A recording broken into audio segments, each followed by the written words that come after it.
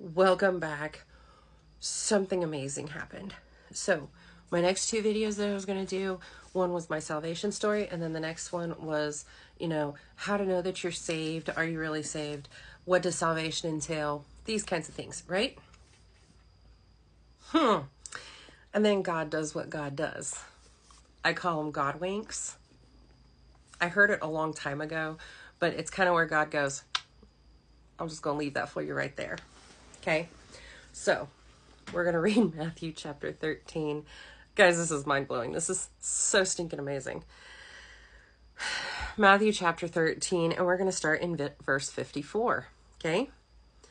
And after coming to Nazareth, his hometown, he began teaching in their synagogue, and they were astonished and said, "Where did this man get this wisdom and these miraculous powers? What is the source of his authority? Is this not the carpenter's son?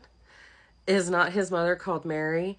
And are not his brothers James, Joseph, and Simon, and Judas? And his sisters, are they not living here amongst us? Where then did this man get all his wisdom and power?"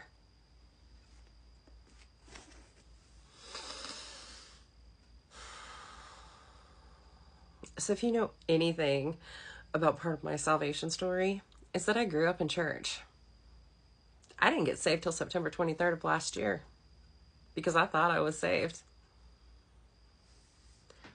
So let me tell you why this is a God wink. It says, and after coming to Nazareth, his hometown. Oh, so like where he grew up. So these people personally know him. He began teaching in their synagogue. So he had not taught there before. And they said, "Where did this man get this wisdom and miraculous powers? What are the source of his authority?" They were questioning him even though they grew up with him. They clearly knew Jesus. They clearly knew of him because, they rattled off all of his family members, like even his dad's occupation, even Joseph's occupation. Is this not the carpenter's son? And then they list all of his brothers and sisters and his mother's names, first names. They knew of him clearly, but they didn't know who he was. How many of us have grown up with Christ in our lives? Let me put this into a little bit more perspective. Some of these people grew up playing sports with Jesus. Some of them were standing in synagogue because back then the teachers sat and the people in the synagogue who were listening to the rabbis stood. So some of these people stood next to Jesus in synagogue. Mary and Joseph went to people's house for feasts and dinners. People came over to their house for feasts and dinners. They knew who he was. They grew up with him there for 30 years. They knew of him, but they didn't know who he was.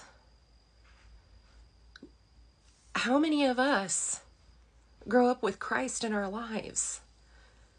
Whether or not you go to church, you hear about Jesus all the time. There are people that don't ever go to church, don't ever pick up a Bible, and still they wear a cross and say they're a Christian. How many of us say that we know Christ and have grown up with Christ in our lives,